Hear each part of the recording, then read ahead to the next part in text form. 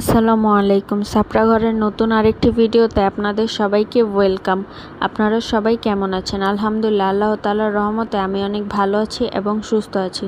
তো আজকে আমি এখানে রান্না করব কষা কষা করে মুরগির মাংস ভুনা।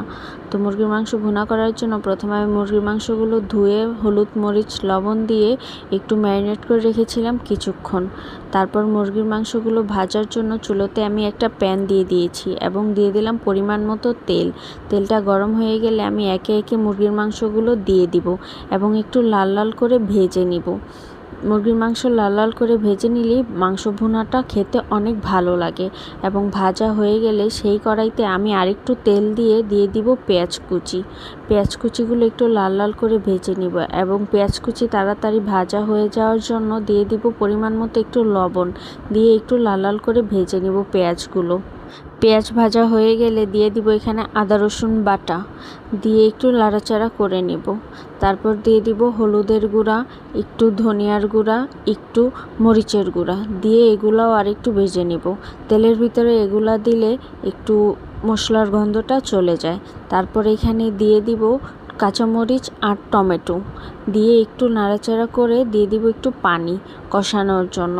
তারপর একটু ভালো মতো নাড়াচাড়া করে কষিয়ে নেব। তারপর এখানে দিয়ে দিব আমি একটু শাক বাটা, তারপর দিয়ে দিব গরম মশলার গুঁড়া আর জিরার গুঁড়ো, দিয়ে একটু ভালো করে নাড়াচাড়া করে একটু ভালো মতো কষিয়ে নিব মশলাগুলো আর একটু ভালো করে কষিয়ে দিয়ে দিব আস্তা কিছু গরম মশলা, যেমন ধরেন তেজপাতা, দারচিনি আর এলাচ।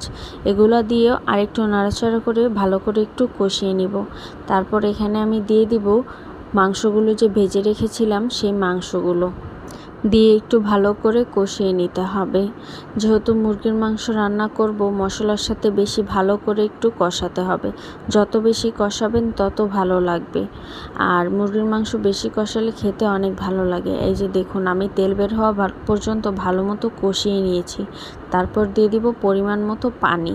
পানির পরিমাণটা বেশি লাগবে না, যেহেতু ভুনা করব তাই অল্প দিব।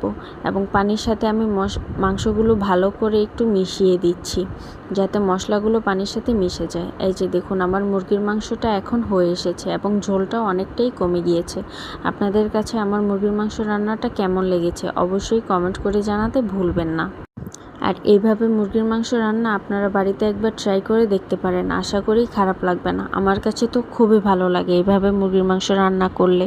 আর এরকম মজাদার রেসিপি পেতে অবশ্যই আমার পেজটিকে লাইক, কমেন্ট অ্যান্ড শেয়ার করতে ভুলবেন না। Thanks for watching this video.